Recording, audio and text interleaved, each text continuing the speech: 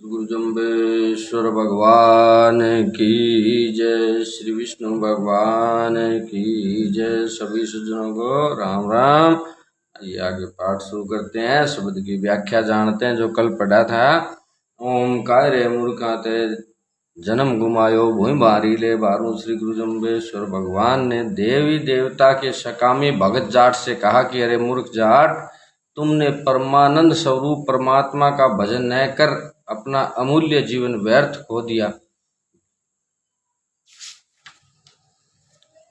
दूसरी बात यह है कि जो व्यक्ति जिस देवता की अथवा भूत प्रेत पूजा करता है वह शरीर छूटने के बाद उसी को प्राप्त होता है।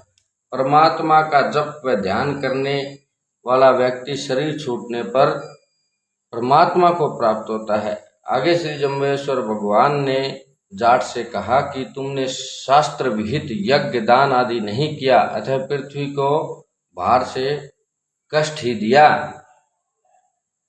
जा दिन तेरे होम न जाप न तप न क्रिया, जिस दिन तेरे घर में हवन ओम विष्णु इस महामंत्र का जप, इंद्रिय संयम आदि तप, शौच स्नान आदि उत्तम क्रिया नहीं हुए तो गुरु न चीनो, उस दिन तू गुरु के द्वारा बताए हुए मार्ग को भूल गया, अतः परमात्मा के समीप न जा सका, पंथ न पायो। वास्तविक मार्ग जो मानव के लिए कल्याणकारक है उससे तुम अलग हो गए। अतः अहल गई जमवारू, तुम्हारा मनुष्य शरीर व्यर्थ ही पशु पक्षी की तरह चला गया। ताती बेड़ा ताव न जाग्यो, बाल्य अवस्था में मोह रूपी निंद्रा से जागकर विष्णु भगवान का जप व ध्यान नहीं किया। ठाठी बेड़ा ठारू, यौवन अवस्था में मन तथा इंद्रियों को वश में कर परमात्मा की ओर ध्यान नहीं लगाया। बिंबे बेड़ा विष्णु ने जप्यो, ताते बहुत भई कसवारू। मानव बाल्यकाल तथा यौवन अवस्था में भगवान के प्रति विशेष अनुराग न कर सके, परंतु वृद्धावस्था में भगवान की ओर ध्यान देवे तो भी उसका कल्याण हो सकता है। अतः श्री जम्बेश्वर भगवान ने जाट से कहा कि वृद्धावस्था में भी श्री विष्णु भगवान का जप व ध्यान नहीं किया तो बहुत हानि हो गई, क्योंकि वृद्धावस्था के बाद तो मृत्यु ही आती है। मृत्यु से पहले यदि मानव शुभ कर्म कर लेता है तो उत्तम गति को प्राप्त होता है, अन्यथा अधोगति को जाता है।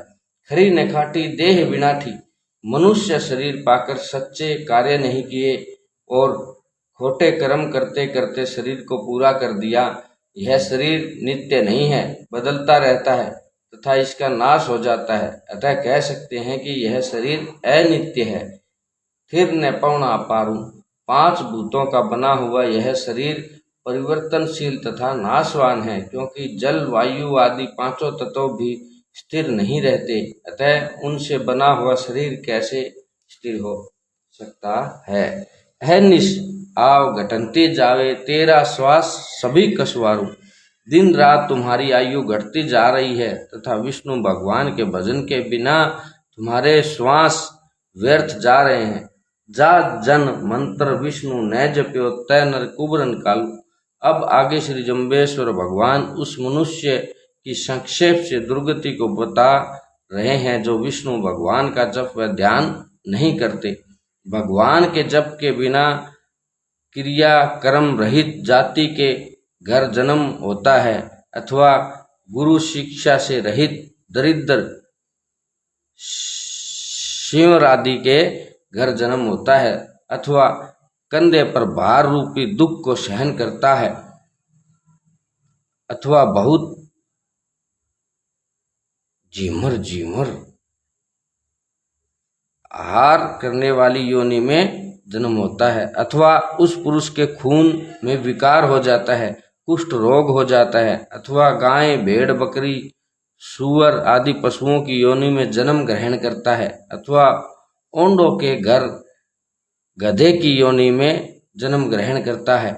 ओड एक मनुष्य की जाति है, ये लोग प्राय गधे रखते हैं तथा घूमते रहते हैं।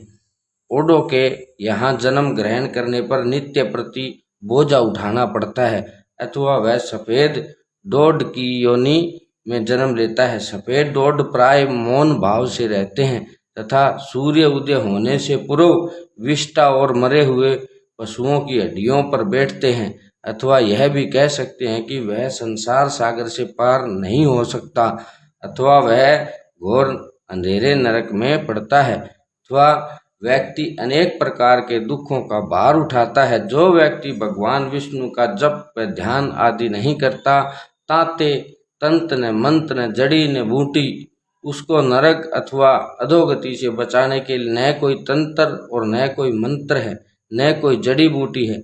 ऊंडी पड़ी पहाड़ों, जिस प्रकार असाध्य रोग हो जाने पर ठीक होना असंभव हो जाता है, उसी प्रकार जीवन के दिन प्राय सभी बिना विष्णु के जप व ध्यान के व्यतीत होने पर व्यक्ति अवश्य ही अधोगति को जाता है। मान लो वह मृत्यु से थोड़ा पहले अपने कुकर्मों के लिए पश्चाताप भी करे तो भी परमात्मा की प्राप्ति होना असंभव है। विष्णु ने दोष किशोर है प्राणी, तेरी करनी का उपकारू, इसमें परमपिता परमात्मा का कोई दोष नहीं है। प्राणी अपने किए हुए कर्मों का ही अच्छा अथवा खराब फल पाता है। रामायण में भी तुलसीदास जी ने कहा है, कर्म प्रधान विषय कर राखा, जो जस करे सो तस फल चाखा। अतः फिर श्री जम्बेश्वर भगवान से परमात्मा के जप का महत्व सुनकर जाट ने पूछा कि हे देव, वेदों के ज्ञान को आपके मुख से सुनना चाहता हूँ, आप कृपया कर बतलाएं। तब श्री जम्बेश्वर भगवान ने उन्हें निम्नलिखित शब्द सुनाया जो कल पढ़ेंगे। बोलिए श्री गुरु जम्बेश्वर भगवान की।